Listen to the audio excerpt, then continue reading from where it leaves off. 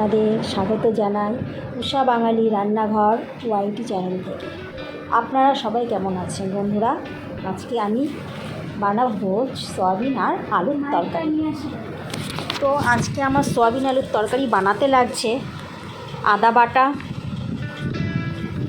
ধনের গুঁড়ো, জিরের গুঁড়ো, শুকনো লঙ্কার গুঁড়ো, নুন হলুদ তো লাগবেই। বন্ধুরা, আমি কড়াটাকে গরম করে আলুগুলোকে একটু ভেজে নিই। তারপর ভেজে নেওয়ার পর আলুগুলো লাল লাল হয়ে গেলে আমি আলুগুলোকে তুলে নিচ্ছি। আর এছাড়া আমি যে সয়াবিনটা একটু গরম জলে বয়েল করে নিয়েছি। বন্ধুরা, সয়াবিনটাকে যদি একটু বয়েল করে নেওয়া হয় তাহলে সয়াবিনগুলো অনেক সফট হয়, খেতে খুব ভালো লাগে। তো আমি দেখুন আমার আলুগুলো লাল লাল করে ভাজা হয়ে গেছে বন্ধুরা। এরপর আমি আলুগুলোর মধ্যে আমি আদা বাটাটা আর চালমগজ কিছুটা বাটা আমি দিয়ে দিলাম। দেখুন, এটাকে দিয়ে আমি একটু হালকা ভেজে নেব। তারপর আমি নিয়ে নেব যে লঙ্কার গুঁড়ো, জিরের গুঁড়ো, ধনের গুঁড়ো, শুকনো লঙ্কার গুঁড়ো নিয়ে নিয়েছি। সেই গুঁড়ো মশলাগুলো আমি দিয়ে দেব। তো বন্ধুরা, আমি মশলাগুলো দিয়ে দিলাম। দেখুন, এবার এটাকে আমি আস্তে আস্তে কষবো, মানে নাড়াচাড়া করে মশলাটাকে যাতে আলুর সঙ্গে সুন্দর করে লেগে যায়, আমি মশলাটাকে ভেজে নিই। বন্ধুরা, এরপর আমি করব যে সয়াবিনগুলো জলে ভাপিয়ে রেখেছিলাম, সেই সয়াবিনের থেকে জলটাকে একটু চিপড়ে, মানে জলটাকে ফেলে দিয়ে আমি সয়াবিনগুলোকে দিয়ে আলু দিয়ে সব কষবো। তো তার আগে আমি ভালো করে মশলাটাকে বন্ধুরা ভেজে নিই।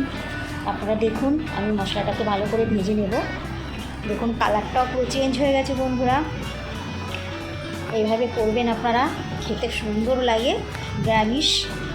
নিরামিষ দিন আপনারা এই রান্নাটা তো খেতেই পারেন, তাই না বন্ধুরা?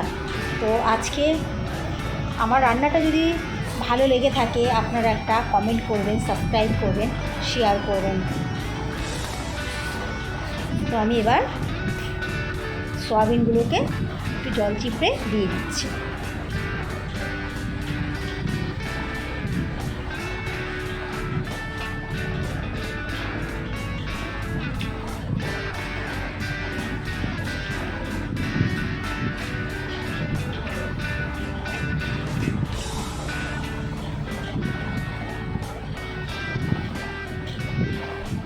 তো আমার সয়াবিনগুলো দেওয়া হয়ে গেছে জল চিপে।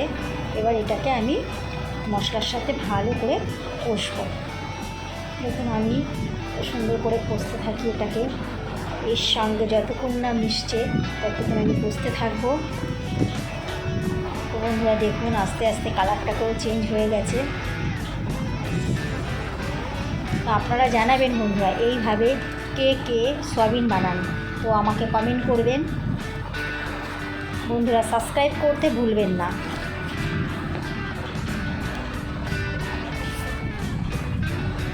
তো আমার কষা হয়ে গেছে। এবার আমি এর মধ্যে কিছু পরিমাণ জল দিয়ে দেবো আলুটা সেদ্ধ হওয়ার জন্য।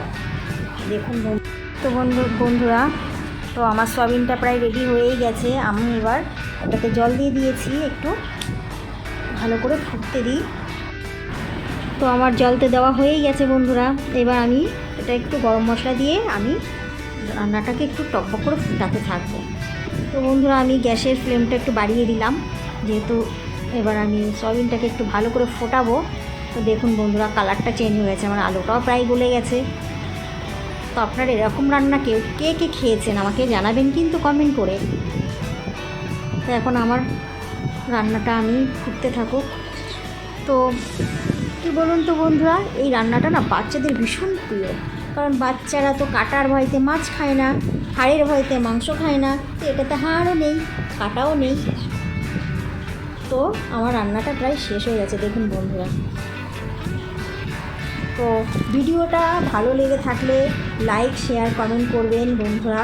সাবস্ক্রাইব করতে কিন্তু ভুলবেন না।